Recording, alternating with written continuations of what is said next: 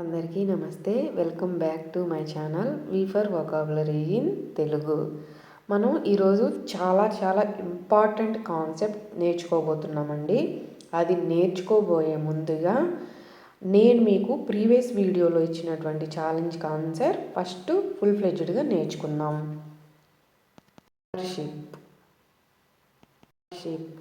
Worship అంటే పూజించడం, ఆరాధించడం, భక్తి అని అర్థం అన్నమాట. సో వర్షిప్ అనేది వెర్బ్గా వాడతామండి, గుర్తుపెట్టుకోండి.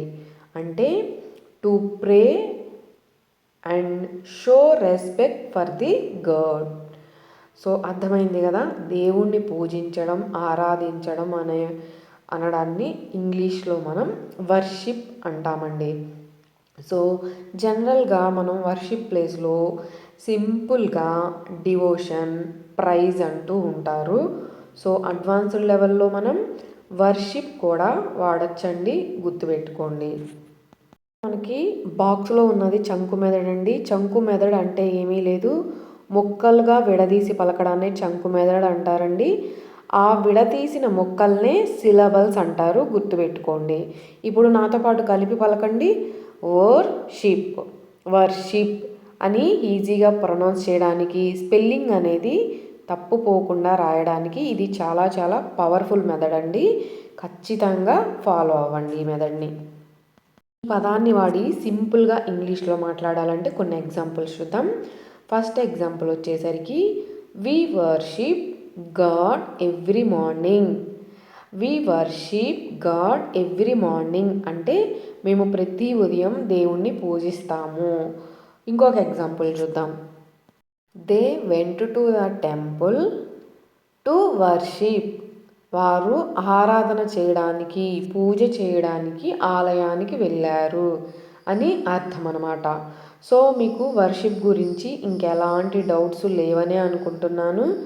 ఏమన్నా ఉంటే ఖచ్చితంగా కామెంట్ సెక్షన్లో కామెంట్ చేయండి. Coming to the today's most important vocabulary.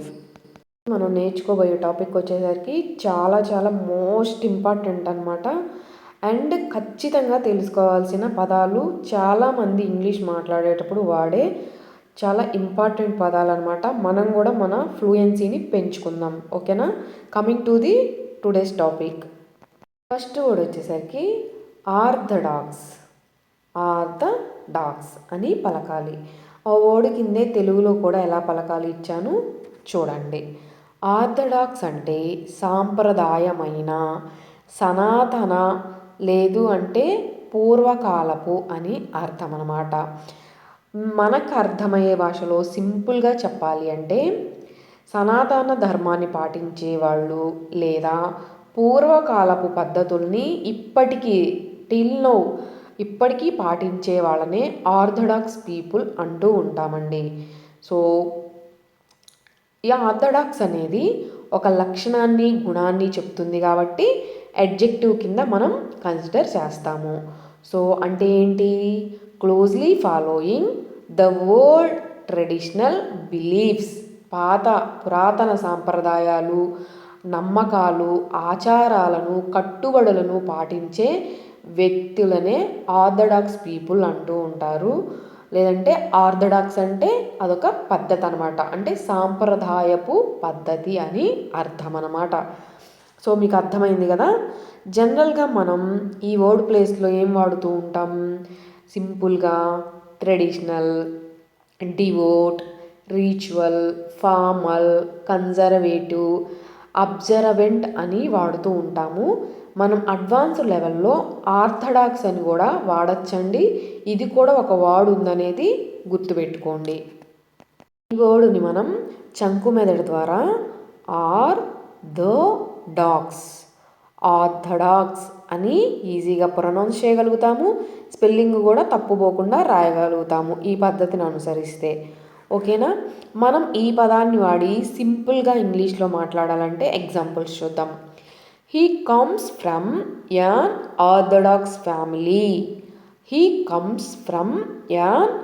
orthodox family. అతను ఒక సాంప్రదాయబద్ధమైన కుటుంబం నుంచి వచ్చాడు అని అర్థం అన్నమాట. ఇంకొక ఎగ్జాంపుల్ చూద్దాం. Orthodox people usually resist modern changes. Orthodox people usually resist modern changes అంటే సాంప్రదాయవాదులు అంటే సాంప్రదాయాలు వెనకటి పద్ధతుల్ని పాటించే వాళ్ళు సాధారణంగా ఆధునిక మార్పులని ఎప్పుడూ కూడా నిరాకరిస్తారు అంటే యాక్సెప్ట్ చేయరనమాట. సో అర్థమైంది కదా ఈ వర్డ్ గురించి. నెక్స్ట్ వర్డ్ వచ్చేసరికి సర్ప్లస్.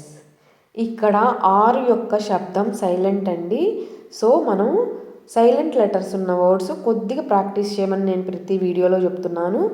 ఆర్ యొక్క శబ్దం సైలెంట్ కాబట్టి సర్ప్లస్ అని పలకాలి. సర్ప్లస్ అంటే మిగులు అని అర్థం. అంటే మన అవసరాలన్నీ తీరగా మిగిలి ఉన్న ధనాన్నే సర్ప్లస్ అమౌంట్ అంటూ ఉంటారు, మిగులు అంటూ ఉంటారు, అదనంగా ఉన్న డబ్బు అంటూ ఉంటారు. లేదు అంటే మనం పెట్టుబడి పెట్టిన దానికి డబల్ అమౌంట్ వస్తుంది చూసారా, అది కూడా మిగులు కిందకే వస్తుంది అన్నమాట. సో అర్థమైంది కదా. మిగులు అంటే మనకి నిజం చెప్పాలంటే అది మనకి ఆదాయం అనే అర్థం. సో సర్ప్లస్ అనేది నౌన్ అండి, గుర్తుపెట్టుకోండి. మనం ఈ వర్డ్ ప్లేస్లో ఏం వాడుతూ ఉంటాం? ఎక్సెస్, రిమైండర్, స్పేర్, ఎడిషనల్, ప్లెంటీఫుల్ అని వాడాల్సిన సందర్భంలో అడ్వాన్స్డ్ లెవెల్లో మనం సర్ప్లస్ అని వాడచ్చండి. ఈ పదం కూడా ఉంది అనేది ఖచ్చితంగా గుర్తుపెట్టుకోండి. ఎవరైనా మాట్లాడుతున్నప్పుడు ఇది ఎక్కడో విన్నట్లుందే అని ఫీల్ అవ్వద్దు. 2 సార్లు ప్రాక్టీస్ చేస్తే మనం కూడా వాళ్ళకన్నా బాగా మాట్లాడగలుగుతాం. సో అర్థమైంది కదా. మనం చంకు మెదడు ద్వారా సర్ప్లస్ అని విడదీసి పలకడం ద్వారా ఈజీగా ప్రొనౌన్స్ చేయగలుగుతాం. స్పెల్లింగ్ కూడా తప్పుపోకుండా రాయగలుగుతాం. మీకు మళ్ళీ చెప్తున్నాను అనుకోవద్దు. సైలెంట్ లెటర్స్ ఉన్న పదాలు కొద్దిగా ప్రాక్టీస్ చేయండి. సో ఈ పదాన్ని వాడి మనం ఇంగ్లీష్లో సింపుల్గా మాట్లాడాలంటే కొన్ని ఎగ్జాంపుల్స్ చూద్దాం. ఎగ్జాంపుల్ వచ్చేసరికి the farmer sold the surplus rice in the market. రైతు మిగిలిన బియ్యాన్ని మార్కెట్లో అమ్మాడు అని అర్థం అన్నమాట. ఇంకొక ఎగ్జాంపుల్ చూద్దాం. They donated the surplus clothes to the poor. వారు మిగిలిన బట్టలను పేదలకు దానం చేశారు అని అర్థం అన్నమాట. సో అర్థమైంది కదా. Coming to the next word వచ్చేసరికి టెండెన్సీ. ఇది కూడా మనం వాడుకలో ఎక్కువగా వాడే పదమే. సో టెండెన్సీ అంటే అలవాటు, ధోరణి, ఇంకా అర్థమయ్యేలాగా చెప్పాలి అంటే వైఖరి, ప్రవృత్తి అని అర్థం అండి. సో టెండెన్సీ అనేది నౌన్ అండి, గుర్తుపెట్టుకోండి. సో దీన్ని మనం సింపుల్గా ఏం వాడుతూ ఉంటాం? వే, ప్రోనెస్, హ్యాబిట్, రొటీన్ అని చెప్పాల్సిన సందర్భంలో అడ్వాన్స్డ్ లెవెల్లో మనం టెండెన్సీ వాడచ్చండి, గుర్తుపెట్టుకోండి. సో దీన్ని చంకు మెదడు ద్వారా టెండెన్సీ అని విడదీసి పలకడం ద్వారా ఈజీగా ప్రొనౌన్స్ చేయగలుగుతాం. స్పెల్లింగ్ అనేది తప్పుపోకుండా రాయగలుగుతామండి ఈ చంకు మెదడు ద్వారా. సో ఈ పదాన్ని వాడి మనం సింపుల్గా ఇంగ్లీష్లో మాట్లాడాలి అంటే కొన్ని ఎగ్జాంపుల్స్ చూద్దాం. ఫస్ట్ ఎగ్జాంపుల్ వచ్చేసరికి has a tendency to talk too much. He has a tendency to talk too much. అతనికి ఎక్కువగా మాట్లాడే అలవాటు ఉంది. జనరల్గా ఈ పదం మనం వింటూ ఉంటాం కదా. సో మనందరికీ తెలుసు, అరే వాడు ఎక్కువ వాగుతూ ఉంటాడ్రా అంటూ ఉంటారు. దాన్ని ఏమంటాము? టెండెన్సీ అంటామన్నమాట ఇంగ్లీష్లో, గుర్తుపెట్టుకోండి. ఇంకొక ఎగ్జాంపుల్ చూద్దాం. Example, some people have a tendency to be late always. So ఇది మనందరికీ తెలుసు. జాగు మేళం అని మనం తెలుగులో అంటూ ఉంటారు ఎటకారంగా, వాళ్ళే అన్నమాట. కొంతమందికి ఎప్పుడు ఆలస్యంగా వచ్చే అలవాటు ఉంటుంది. వీళ్ళు ఎప్పుడు జాగు అంటే ఏంటి? లేట్ కమ్మర్స్ అన్నమాట. సో అర్థమైంది కదా టెండెన్సీ అంటే ఏంటి అనేది. Coming to the next word వచ్చేసరికి పర్సెప్షన్. కరెక్ట్గా వినండి, పర్సెప్షన్ అని పలకాలి. ఈ పదం విషయంలో మనందరం చేస్తున్న ఒక తప్పును సరిదిద్దుకోవాల్సిన బాధ్యత మన మీద ఉంది. జనరల్గా మాట్లాడుతున్నప్పుడు అందరూ ఎలా ప్రొనౌన్స్ చేస్తారంటే పర్సెప్షన్ అని ఆరు యొక్క శబ్దాన్ని కూడా బయటికి పలికేస్తారండి. లేదు, ఆరు యొక్క శబ్దం అనేది ఇక్కడ సైలెంట్ అండి. సో పర్సెప్షన్ అని పలకాలి. పర్సెప్షన్ అంటే అవగాహన, గ్రహించడం, తెలుసుకునే జ్ఞానం. అంటే ఒకళ్ళు చెప్పకుండా వాళ్ళే అబ్జర్వ్ చేసి తెలుసుకునే జ్ఞానాన్ని పర్సెప్షన్ అంటారండి. అంటే గ్రహింపు, అర్థం చేసుకునే విధానం అన్నమాట. సో పర్సెప్షన్ అనేది నౌన్ అండి. అంటే the ability to notice are understand something. అర్థమైంది కదా. సో జనరల్గా పర్సెప్షన్ ప్లేస్లో మనం approach, attention, awareness, insight, wisdom, sense, brilliance అని వాడాల్సిన సందర్భంలో మనం అడ్వాన్స్డ్ లెవెల్లో పర్సెప్షన్ అని వాడచ్చండి. ఈ పదం కూడా ఉంది ఆ లిస్టులో, ఖచ్చితంగా గుర్తుపెట్టుకోండి. ఎక్కువ మంది ఈ వర్డ్ వాడతారు, చాలా ఇంపార్టెంట్ అనమాట. ఈ వర్డ్స్ అన్నీ కూడా మర్చిపోవద్దు. 1 or 2 times ప్రాక్టీస్ చేయండి. సో అర్థమైంది కదా. దీన్ని మనం చంకు మెథడ్ ద్వారా పర్సెప్షన్ అని విడదీసి పలకడం ద్వారా ఈజీగా ప్రొనౌన్స్ చేయగలుగుతాం. స్పెల్లింగ్ అనేది తప్పుపోకుండా రాయగలుగుతామండి. సో మనం ఈ పదాన్ని వాడి సింపుల్గా ఇంగ్లీష్లో మాట్లాడాలి అంటే ఎగ్జాంపుల్స్ వచ్చేసరికి, first example, she has a good perception about people. She has a good perception about people. ఆమెకు మనుషుల గురించి మంచి అవగాహన ఉంది. కొంతమంది ఇట్టే పసిగడతారు మనుషులు, వాడు మంచోడా చెడ్డోడా, వాడు కన్నింగా అని అంటూ ఉంటారు కదా, అదే అన్నమాట.